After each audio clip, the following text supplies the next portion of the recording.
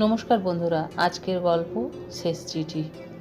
একজন বাবা ছিলেন, তার একমাত্র মেয়ে ছিল রিমা। একদিন রিমা সাহস করে তার বাবার সামনে এসে বলল, বাবা, আমি আমার পছন্দের ছেলেকে বিয়ে করেছি। বাবা খুব রেগে গেলেন। তিনি ছিলেন খুবই কড়া স্বভাবের মানুষ। তিনি শুধু বললেন, আমার বাড়ি থেকে বের হয়ে যাও। রিমা কাঁদতে কাঁদতে বলল, বাবা, ওর এখনো কোনো কাজ নেই, আমাদের কিছুদিন এখানে থাকতে দাও, পরে আমরা চলে যাব। কিন্তু বাবা তার কথা একটুও শুনলেন না এবং তাকে বাড়ি থেকে বের করে দিলেন। কিছু বছর কেটে গেল। এর মধ্যে রিমার বাবা আর বেঁচে নেই। আর যেই ছেলেটার জন্য রিমা সব কিছু ছেড়েছিল, সেই ছেলেটাই তাকে ঠকিয়ে ছেড়ে চলে গেল। এখন রিমা একা, তার এক মেয়ে আর এক ছেলে নিয়ে থাকে। নিজের জীবন চালানোর জন্য সে একটি ছোট রেস্টুরেন্ট চালায়। সেই রেস্টুরেন্টেই এখন তার বেঁচে থাকার একমাত্র ভরসা।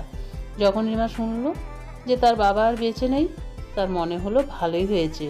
যে মানুষটা আমাকে বাড়ি থেকে বের করে দিয়েছিল, আমাকে রাস্তায় রাস্তায় কষ্ট পেতে ছেড়ে দিয়েছিল, স্বামী আমাকে ছেড়ে যাওয়ার পরও একবারও আমাকে বাড়িতে ডাকেনি, আমি কেন তার শেষ যাত্রায় যাব?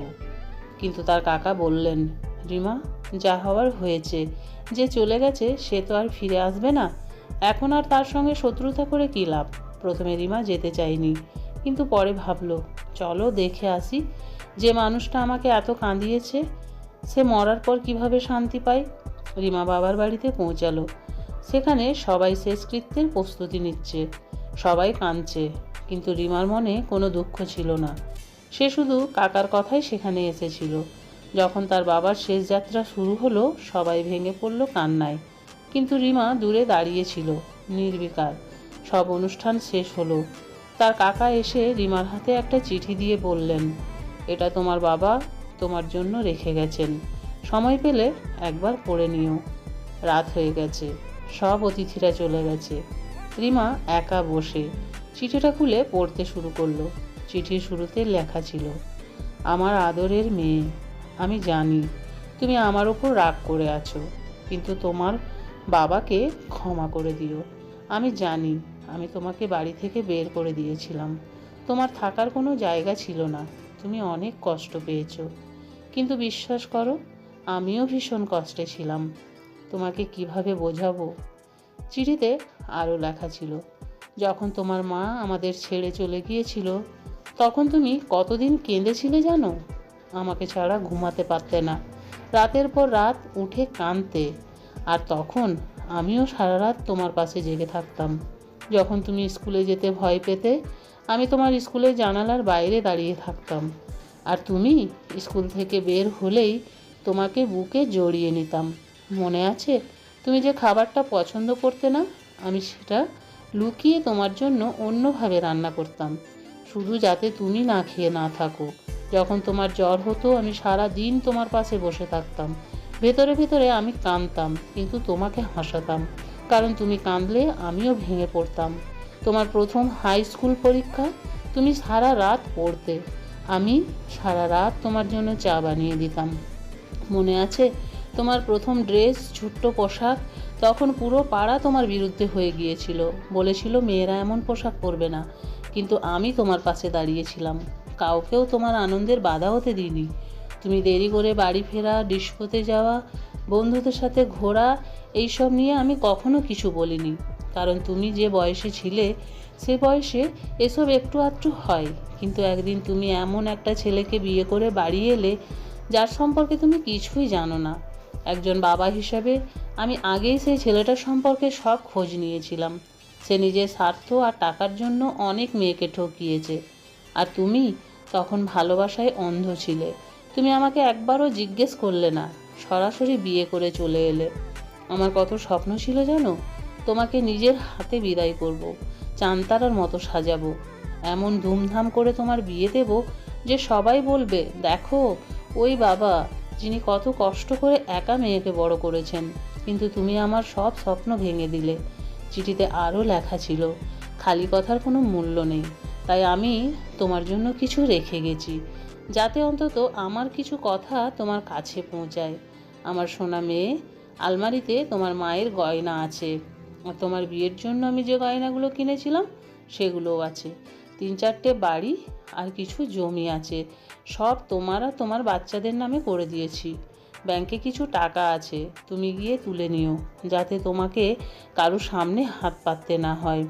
শেষে শুধু এতটাই বলবো, আমার সোনার মেয়ে, তুমি আমাকে শত্রু ভেবেছিলে, কিন্তু আমি তোমার শত্রু ছিলাম না।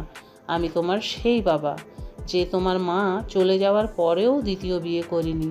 মানুষের কত কথা সহ্য করেছি, কত সম্পর্ক ভেঙে দিয়েছি, শুধু এই জন্য, যাতে তোমার মনে কোনো কষ্ট না লাগে। আমি নিজের সব ইচ্ছা মেরে ফেলেছি শুধু তোমার সুখের জন্য। যেদিন তুমি বিয়ের পোশাকে বাড়ি ফিরে এলে, সেদিন তোমার বাবা প্রথমবার ভেঙে পড়েছিল। তোমার মা মারা যাওয়ার সময়ও আমি এতটা কাঁদিনি, কিন্তু সেদিন আমি ভেতর থেকে পুরো ভেঙে গিয়েছিলাম। আর তারপর থেকে আমি প্রতিদিন কেঁদেছি। সমাজ, জাত, আত্মীয় স্বজন কে কী বলবে তার জন্য নয়, বরং এই জন্য, আমার সেই ছোট্ট মেয়েটা, যে তার জীবনের প্রতিটা ছোট বড় খুশিতে আমাকে পাশে রাখতো, সে তার প্রথম জীবনের এত বড় একটা সিদ্ধান্ত নেওয়ার সময় আমাকে একবারও জানানো প্রয়োজন মনে করলো না। পুতুল, এখন তুমিও একজন মা। এখন তুমি বুঝতে পারবে সন্তানের কষ্ট আর সুখ কী, আর যখন কেউ হৃদয় ভেঙে দেয় তখন কেমন লাগে। চিঠির শেষে লেখা ছিল, একজন রাগী বাবার মতো ভেবে আমাকে ক্ষমা করে দিও, তোমার বাবা। চিঠির সঙ্গে একটা পুরনো ড্রয়িং ছিল, যেটা ছোটোবেলায় রিমা এঁকেছিল। সেখানে লেখা ছিল, আই লাভ ইউ আমার বাবা। এটা দেখেই রিমা ভেঙে পড়ল। তার চোখের জল থামছিল না। এমন সময় তার কাকা এসে সব সত্যি কথা বললেন।